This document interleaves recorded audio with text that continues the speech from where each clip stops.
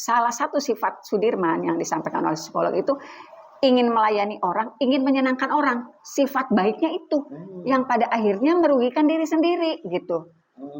Dia tidak berpikir dampaknya akan luar biasa. Misalnya dalam perkara ini, ketika dia dalam tekanan, mohon maaf dia juga disebutkan kan seperti kata Ucil kan, dalam tekanan yang luar biasa, Pak Rudiana datang ke selnya Ucil kemudian, dan ternyata tadi tuh dikatakan Sudirman, kok kamu bisa nyebut nama Andi ini, kan disuruh Bu.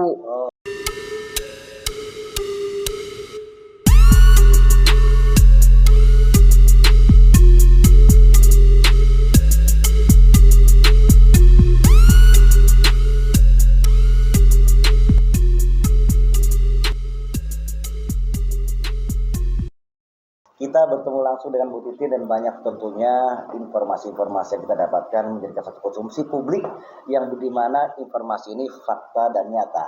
Dan selamat malam Bu Titi. Malam. Ya, mengenai tentunya PK dari Sudirman yang saat ini besok yang akan berlangsung itu persiapannya apa aja Bu Titi? Kalau persiapan sih, saya kebetulan tadi siang datang ke Sudirman, kemudian kebetulan ada dari psikolog juga ke sana. Jadi psikolog itu dalam rangka menguatkan Sudirman, memberikan support, tetapi tidak langsung ke masalah perkaranya. Tidak. Jadi kalau saya ngelihat komunikasinya sih, pertanyaannya ringan. Sudirman, tadi pagi makan apa? Nah dari pertanyaan itu berkembanglah ke upaya dari psikolog untuk menyatakan ke Sudirman, kalau misalnya belum punya jawaban atau harus mengingat, jangan langsung jawab, tarik napas dulu. Jadi sebenarnya gitu, pada apa sih, sebenarnya sederhana, saya sih ngelihatnya kayak gitu, latihan-latihan sederhana yang supaya itu tenang dulu, tarik nafas, baru jawab gitu. Tapi pertanyaannya dimulai dengan keseharian, bukan pada masalahnya. Ini ada kekhawatiran masyarakat Indonesia, bahkan semua sosial yang saat ini sedang menyorot Sudirman. Apakah yang nanti yang terjadi ketika Sudirman dihadirkan dalam persidangan? Ada beberapa kekhawatiran Bu, ketika pada saat pertanyaan-pertanyaan banyak sebetulnya tekanan-tekanan dari jaksa yang nanti yang netizen semua Indonesia itu yang ditakut ada drop untuk Sudirman. Apa langkah-langkahnya untuk supaya tidak drop seperti itu? Nah tadi juga disampaikan oleh psikolog apabila karena kan digambarkan juga nih nanti di sana Sudirman duduk, di sebelahnya ada Sudirman di depan, di kanannya ada siapa, di kiri ada siapa, di depan ada siapa. Yang ditakutkan mengenai jaksa yang mencecar gitu loh. Nah kemudian disampaikan oleh kalau Sudirman takut, tegang, kemudian gemetaran, lihat aja ke Ibu Titin, malah disampaikannya begitu, karena kan dia mengenalnya cuma saya, ya, jadi sampai gitu udah nggak apa-apa, jangan. Jadi hal-hal yang sebetulnya sederhana, karena ternyata saya juga dapat informasi dari psikolog itu, kekhawatiran kita mengenai Sudirman itu idiot gitu menurut keluarganya. Jadi kalau idiot tidak. Disabilitas mental tidak, tetapi Sudirman itu memiliki kemampuan kecerdasan yang di bawah rata-rata, tapi di atas idiot. Jadi ini di atas rata-rata, ini di bawah rata-rata, ini di bawah rata-rata. Nah, Sudirman tuh di bawah rata-rata kedua, tetapi di atas idiot. Jadi rendah, paling rendah. Bisa dinyatakan bahwa itu IQ rendah berarti? Iya, istilahnya seperti itu, tapi lebih tepatnya yang tadi itu ya, Bapak Ibu ya. Tingkat kecerdasannya sangat rendah. Karena gini, psikolog sendiri nggak mau membongkar karena khawatir waktu persidangan Peggy kan, ketika ada angka dan sebagainya itu kan, saya sih ngelihatnya seperti itu. Jadi hanya mengilustrasikan begitu. Jadi kecerdasannya di bawah rata-rata, tapi di atas idiot sedikit. Gitu. Tapi ada nggak sih dari usaha untuk dari kuasa hukumnya mungkin memberikan suatu paparan juga ke hakim maupun ke JPU yang ada, barangkali memang keadaannya seperti itu, akan dijelaskan nggak keadaan Sudirman saat itu? Ya sebetulnya di 2016 saya juga pernah menyatakan itu, tetapi kan ditolak, dan mudah-mudahan sekarang juga akan disampaikan masalah kemungkinan Sudirman itu sangat susah mencerna kalimat yang terlalu panjang. Satu, dia juga akan susah mencerna kalimat-kalimat yang dia belum pernah dengar sebelumnya. Jadi memang komunikasinya itu harus benar-benar bukan seperti anak ke 29 tahun gitu. Tetapi dari psikolog sendiri, saya kan waktu tadi siang tuh nanya, Bu, kira-kira kalau diilustrasikan berapa sih Sudirman umur 29? Saya mesti ngomong di tingkatan usia berapa. Nah, itu juga susah dijabarkan karena salah satu sifat Sudirman yang disampaikan oleh psikolog itu ingin melayani orang, ingin menyenangkan orang. Sifat baiknya itu yang pada akhirnya merugikan diri sendiri gitu. Dia tidak berpikir dampaknya akan luar biasa. Misalnya dalam perkara ini, ketika dia dalam tekanan, mohon maaf dia juga disebutkan kan seperti kata Ucil kan, dalam tekanan yang luar biasa, Pak Rudiana datang ke selnya Ucil kemudian, dan ternyata tadi tuh dikatakan, Sudirman, kok kamu bisa nyebut nama Andi ini? Kan disuruh, Bu. Terus kamu ke tempatnya Rivaldi, ya kan disuruh itu ngomong namanya Andika. Jadi dia katakan itu, tapi pertanyaan sayanya harus pertanyaan seperti ke anak-anak, bukan masalahnya jangan ada penekanan lah ya. Jadi ada penekanan, jadi harus hati-hati gitu. Barulah dia ini. Tetapi di samping itu hal-hal lain dengan kondisi kesehatannya, dia juga kan tidak bisa duduk terlalu lama karena memang ada bekas ditembak bagian belakangnya gitu. Itu juga disampaikan oleh psikolog, kalau kamu udah kelelahan, kalau udah kesakitan, udah tidak nyaman, bilang aja gitu. Jadi persiapannya sampai sejauh itulah, bagaimana menentukan fisik dia, kemudian mental dia ketika berhadapan nanti gitu. Kalau untuk persiapan novum, sementara 1 jam yang lalu Ibu sudah press nih sama teman-teman gitu kan, dan berbicara tentang penemuan baru. Yang kita akan tanyakan, penemuan apa sih yang Ibu saat ini, penemuan baru yang bisa membantu dan meyakinkan bahwa inilah Altas? Sebetulnya kalau masalah orang tua pelapor laki-laki pernah mengajukan jasa raharja, itu kan bukan penemuan baru. Di 2016 itu saya sempat dengar selentingan itu, tetapi saya mau ngomong sama siapa? Suasananya begitu tertutup, kalau saya ngomong kayak gitu juga salah. Tetapi kan sekarang informasi itu semakin berkembang, semakin ada yang menguatkan, semakin meyakini itu peristiwa itu benar terjadi pada, tinggal tanggalnya ini kan menjadi urusan Kapolri. Yes. Kapolri kalau ada informasi bahwa pada bulan Agustus, tanggal 29 Agustus 2016, ada permohonan pengajuan jasa raharja dari orang tua laki-laki korban kecelakaan. Berarti Rudiana itu ya? Ya, tanggal 29 Agustus 2016. Kan yang bisa menelusurinya bukan kita. Ya. Itu kita serahkan ke Bapak Kapolri atau tim susnya. Gitu, silahkan saja gitu. Tetapi apakah betul ya? Kan mereka bisa buka database-nya. Ya. Walaupun misalnya dari jasa raharja, misalnya 5 tahun sekali pasti aksi itu dimusnahkan. Tapi bukan berarti tidak bisa dibuka ketika instruksinya adalah instruksi Kapolri. Gitu. Kecelakaan itu berubah menjadi pembunuhan dan pemerkosaan sampai munculnya 8 terpidana karena kan adanya kesurupan. Seperti yang disampaikan di kesaksian PK juga kan. Artinya berarti sebelumnya itu memang sudah meyakini itu ke lantas kan, ya. Sudah mengajukan ke jasa raharja, ya. Artinya kan ada pencairan di situ, namun tidak diambil. Apakah seperti apa? Ya, ketika ini menjadi sebuah rekayasa kan nggak mungkin itu diambil, dibatalkanlah oleh yang bersangkutan 1 bulan kemudian. Setelah pencairan. Ya kan setelah pengajuan, kalau untuk anak TNI dan Polri. Kan ada prioritas pencairan cepat. Gitu. Di tahun 2016 itu kalau misalnya meninggal kecelakaan, kalau laka adu bagong atau lakanya tabrak lari 25 juta. Tapi kalau laka tunggal hanya separohnya 12,5 juta. 12 juta. Nah, informasi yang saya terima di 2016 sebetulnya itu udah cair. Separohnya 12,5 juta, masing-masing 12 juta. Tetapi karena kemudian ada rekayasa kecelakaan ini menjadi pembunuhan dan pemerkosaan dan sudah ada tersangkanya waktu itu dan akhirnya diri terdakwa, maka uang jasa raharja itu dibatalkan oleh yang bersangkutan. Sebetulnya infonya 2016 itu sudah muncul itu tuh. Cuman saya tahu juga kan nggak berani ngomong. Gitu Artinya gini, ada kesempatan buat Kapolri untuk meng-cross check saat itu kan, 2016, bahwa salah satu dari pihak keluarga laki-laki korban pada saat itu, korban kecelakaan ya, korban kecelakaan, bukan korban saat ini. Korban kecelakaan di 2016 Agustus, tepatnya tanggal 27 ya Bu ya. 29 ya. 29 itu berarti sudah ada jasa raja yang diajukan oleh Pak Rudiana. Ketika sudah ada pencairan, berarti Pak Rudiana tidak mengambil karena ada sesuatu yang akan dirangkai sama dia kan, kayak gitu. Dan apa yang harus Ibu perbuat ketika memang ada informasi yang sangat tajam dan menguntungkan 7 terpidana saat ini?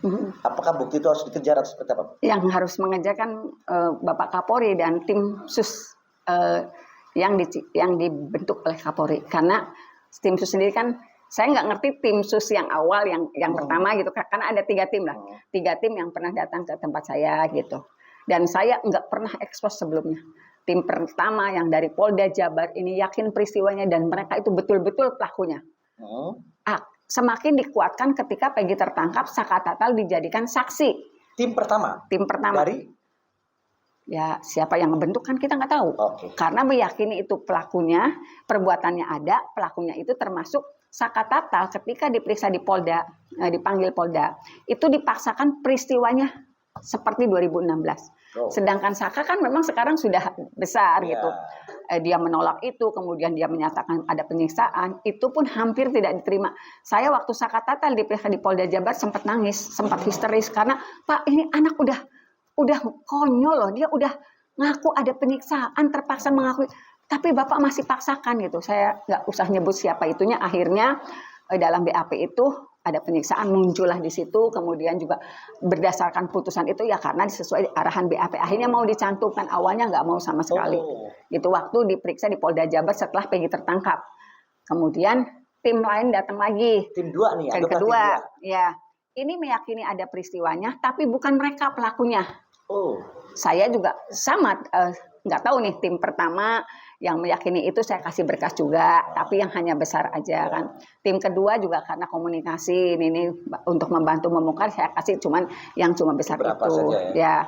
Nah tim ketiga jauh dari tim ini tiba-tiba datang juga ke saya, tetapi diceritakan dulu kronologisnya. Kami pernah ke sini, kami pernah datang ke sini, kami pernah memantau di jalan flyover Talun pada jam 9 malam sampai jam 2 pagi.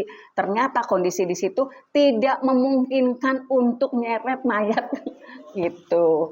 Nah, ketika mendapat paparan itu ya saya cuma dengar aja kan. Oh, berarti ini sih sebelum datang ke saya investigasi dulu lah, ya. Gitu. Akhirnya semua berkas saya kasih, termasuk berkas-berkas yang tidak pernah saya kasih sebelumnya, juga yang seharusnya itu novum di persidangan TK saya kasih semua. Nah, kenapa begitu yakin Bu pada saat tim 3 ini hadir? Karena tidak meyakinkan sayanya dengan menyatakan sebelumnya sudah melakukan investigasi ke sini di jam sekian, terus menginvestigasi TKP, kemudian juga sudah melakukan interview dengan beberapa orang, baru berarti kan Ibu pada saat Ibu memberikan semua data-data penting Ibu, otomatis Ibu sudah menanyakan legalitas dia kan Bu? Ya. Berarti dengan ada legalitas dia, Ibu suka meyakini. Ya.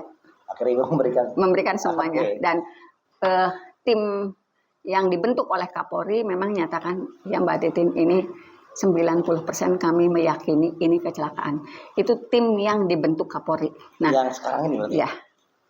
Nah, apakah itu disampaikan? Kan saya juga nggak tahu lah prosesnya seperti apa. Tapi tim itu sudah menyatakan itu.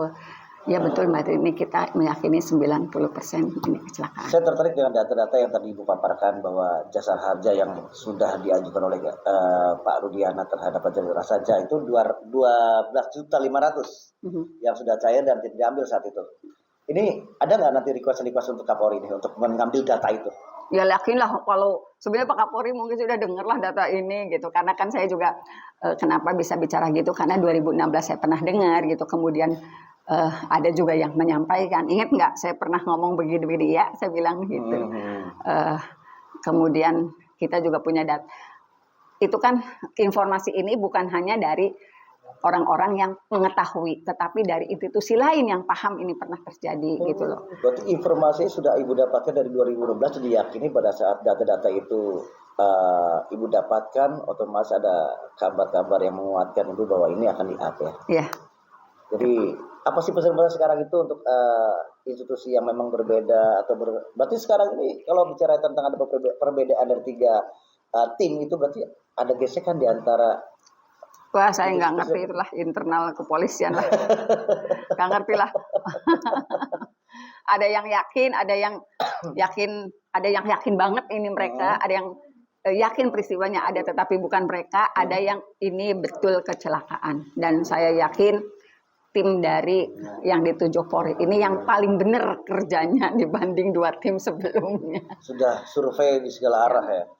Mau di TKP, mau di flyover. Iya, mau di flyover, karena sudah kemana-mana gitu. Berarti yang turun-turun dan menyayangkan orang-orang yang sekarang ini bergulir di media sosial, termasuk orang-orang yang dicurigai pasti yang didatangi oleh tim pencari fakta ini. Maksudnya? Orang-orang yang dicurigai, diinterogasi, tim-tim ini mungkin datang karena data itu kan sudah hadir nih Bu.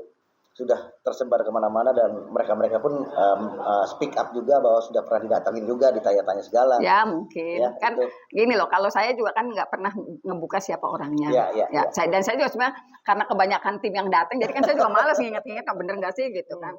Dengan misalnya gayanya yang begini, jadi ini sebenarnya bener nggak sih gitu? Karena saya juga gini loh.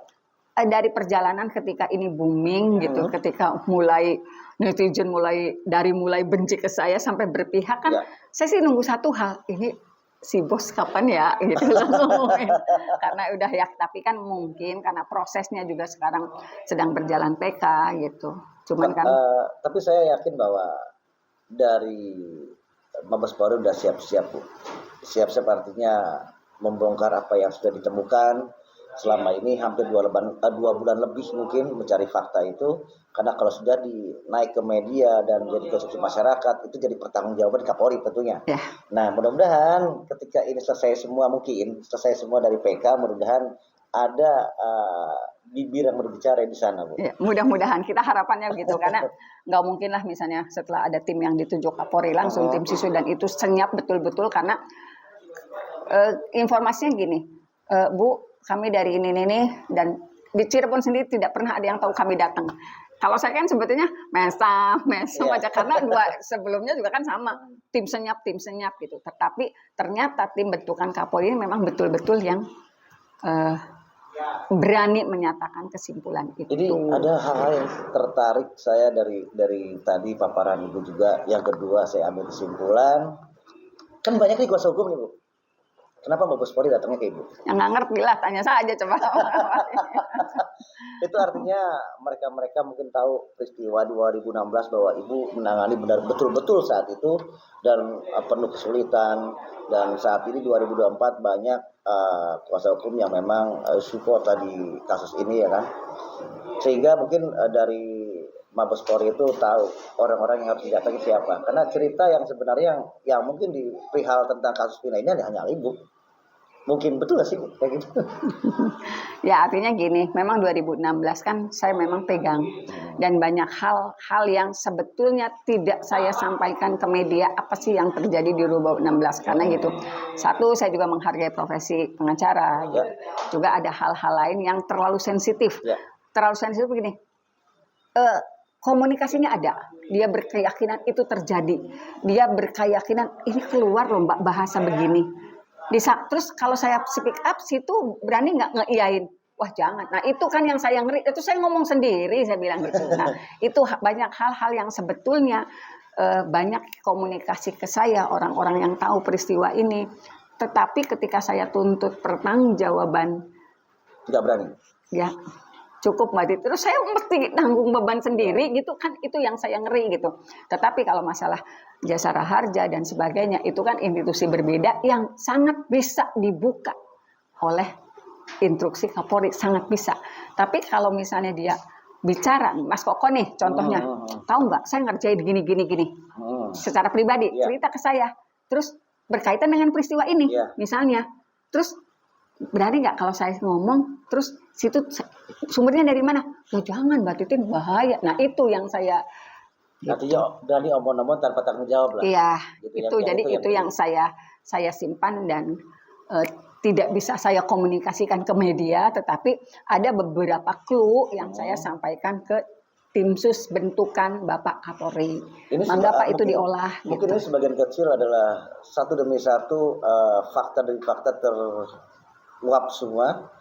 Di antaranya tadi saya coba untuk ambil kesimpulan kembali dari Jasara Harja ini sebelum kita nggak pernah dengar nih Bu. Ini muncul nih kan. Saya udah dengar dari 2016, cuman kalaupun ngomong dipotong lehernya.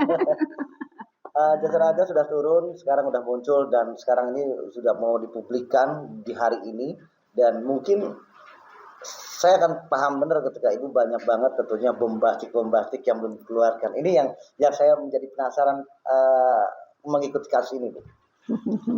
Ada nggak sih Bu yang lebih bombastik sebetulnya? Ada, tapi nggak mungkin ngomong saya. Itu aja dulu. Jadi biar teman-teman yang dengar podcast ini biar apa ini bombastiknya. Tapi keyakinan untuk seluruh terpidana dan plus Sakatata aman Bu. Karena saya punya keyakinan tidak pernah ada pembunuhan dan pemerkosaan, titik dari dulu saya ngomong gitu. Ini kecelakaan, mau orang kagak percaya ini kecelakaan, saya yang punya keyakinan ini kecelakaan. Karena sebetulnya orang tua korban kecelakaan juga sudah berusaha mencairkan Jasara Harjanya. Gara-gara silinda Dua-duanya. Ya kan yang ngurusnya sih laki-lakinya saya. Ada satu yang tapi kan cair 2 ya. Ya. Dengan adanya goib Goib itu jadi dibatalkan. dibatalkan. Rugi ya 12 juta lah Bu. Ya lebih senang membatalkan yang ini karena kan Tapi kan ujung-ujungnya dicopot juga Bu. Ya kalau sampai saat ini memang ini terjadi memang laka lantas dan bukti-bukti bombastik yang akan pinter dia ngomongnya. Ya. Kalau itu cair, ada nggak ini peristiwa kayak gini? Ya. Tapi ini luar biasa di perbincangan hari ini memang teka-teki silangnya sudah bermunculan, salah satunya tadi Jasara Harja, mungkin tadi juga sudah di sedikit clue akan ada suatu bombastik lagi yang keluar. Apakah yang keluar nanti kita tunggu aja ya kelanjutan, terus pantau terus juga akunnya Bu Titin juga ya di channelnya Bu Titin, jadi jangan sampai kendor nih kalau Bu Titin upload cepetan buru-buru kena di situ clue-cluenya banyak. Jadi saya promo Ibu nggak apa-apa Ibu ya, promoin akunnya. Untuk menutup nih Bu, apa sih banyak sekarang ini perdebatan antara pembunuhan dan laka lantas nih di dunia medsos lah. Anggaplah dunia medsos adalah dunia yang memang kita juga tidak kepungkiri untuk memberikan mendengarkan suara-suara mereka, menjadikan satu masukan buat kita yang baik-baik saja. Apa pesan-pesan dan kesannya buat emang yang meyakini ini pembunuhan itu siapa sih? Emang persentasenya berapa sih? Tinggal berapa persentasenya? Pesannya Bu? Jadi gini loh, ini kan kaitannya sama pengacara Bapak yang bersangkutan gitu. Dan beberapa kali juga memang apakah saya lewat Zoom dan sebagainya. Kan kadang-kadang saya lucu ya. Ada saksi yang menyatakan 2 orang ngetuk-ngetuk pintu dalam kondisi berlumuran darah. Di Cirebon kalau ada kayak gitu dikeroyok duluan. Itu kayak cerita misteri Bu. Kan hayalan tingkat tinggi saya bilang. Hayalan tingkat tinggi. Tapi katanya ini yang terbaru, sketsa daripada kita sebut saja bahwa ini juga sudah jadi asumsi publik. Elsa Sharif, Ibu Elsa Sharif membawa satu sketsa yang dimana warung Madura itu hanya kurang lebih 6 meter 3 menit. 3 menit ya Bu. Apa Bu? Ada bantahan nggak sih sebenarnya? Gini, di 2016 warung Madura itu ada 2. Ada 2. Yang satu yang ke arah Perjuangan, yang satu ke arah flyover Talun di Perapatan, kan menjelang Perapatan depan Eman. Dan itu kan tetap bukan jalan lurus, tetap ada tikungan, enggak lempeng ya? Apalagi yang jadi warung Madura yang dimaksud yang mana yang 3 menit karena jaraknya sama 120 meter. Dua-duanya. Jaraknya jauh itu dan itu jalannya enggak kayak kita lurus ngebentang ngelihat apa, enggak. Ini sketsa. Ini saya orang Cirebon gitu loh. Dan hafal sekali. Makanya dikasih itu sketsa apa begitu amat gitu. Udah mah dia nyebutin showroom tempatnya di mana kebolak-balik ya. Kebolak-balik kan disebutnya ini tempat cucian mobil tapi dia sebut di sini. Nah, itulah Bu. Artinya kalau memang dia terjun dengan sendirinya tidak tahu faktanya, enggak mungkin ya. Karena apa yang dikatakan 3 menit dan juga apa yang dikatakan bahwa ada jarak 6 meter kurang lebih 6 meter yang disebutkan, mungkin kalau salah diluruskan, ternyata jarak antara warung yang dimaksud dengan TKP itu 120 meter. 102 meter. Kalau versinya Aep ya, Versi dia ngelihat. Kalau versi saya kan nggak ada peristiwa ini gitu loh. Dan ini ada warung nih Bu, di dekat TKP itu kan ada warung nih. Ya, Itu bukan TKP yang mana, gitu, TKP TKP fiktif. fiktif Ya. ya. TKP fiktif itu kan di sebelah ada warung nih. Ya. Mungkin itu kali. Mungkin asumsinya yang itu. Yang itu ya? Sebenarnya gini, di 2016 tuh ada 2 warung Madura tuh ada 2. Yang satu arah ke Perjuangan, yang satu arah ke Flyover Talun. Tetapi tetap di Jalan Perjuangan gitu. Nah, di depannya itu ada rental PS, ada fotokopi. Oh ya, paling ujung lah ya. Di situ dulu di rental PS itu ada CCTV. Makanya kenapa saya ngotot ada. Ngomongnya nggak mungkin itu CCTV. Lah, kan saya orang Cirebon, saya juga bisa ngitung. Di situ kan ada Indomaret yang udah ada CCTV-nya. Ada itu di situ tuh ada 5 sampai 7. Dan di persidangan tanggal 17 Februari 2017 namanya Gun menyatakan memang ada CCTV, tapi kita nggak bisa lihat karena gelap. Berarti kalau ngomong sudah dilihat tapi gelap, berarti kan sudah dikuasai. Berarti ada. Yang satunya tidak bisa dibuka karena tidak ada ahlinya. Berarti dikuasai dong. Ya. Sudah dikuasai, sudah dibuka. Mungkin nggak ada kejar-kejarannya jadi nggak mau ngomong. Nah, yang jadi pertanyaan yang lebih tajam lagi nih terakhir Bu. Ketika CCTV dikuasai 2016 oleh pihak kepolisian, artinya barang tersebut pasti ada di Polres Cirebon Kota mungkin. Sekarang. Karena tidak pernah ya? dihadirkan di persidangan. 2016. Nggak pernah dihadirkan. Kalau memang itu barang ada, berarti sekarang ada di tim cari fakta dong. Tim cari faktanya siapa? Mabes Polri lah. Ya mudah-mudahan dapat. Saya berharap begitu kan. Ya mudah-mudahan tim sus yang dibentuk Mabes Polri udah dapat lah CCTV itu. Berarti, gimana pun caranya. Gitu. Saya pengen minta kalau memang disuruh untuk memilih iya atau tunggu tanggal mainnya Bu. Karena saya pengacara gitu kan, prosesnya sedang PK. Jadi kita sih berharap PK ini dikabulkan baru mungkin setelah itu bongkar semua. Wow. Baik, terima kasih. Bu Titin, terima kasih banyak. Wow, bom-boman sekarang ya. Bu Titin udah ngeri ya. Kayak singa ya. Artinya clue-clue yang ini yang kita hadirkan buat Anda semua tentu ya. Mudah-mudahan ini menjadikan satu makna, menjadikan satu inspirasi buat Anda. Bisa menjadi satu pelajaran kasus ini. Mudah-mudahan tidak terjadi kepada keluarga kita dan bangsa Indonesia lainnya.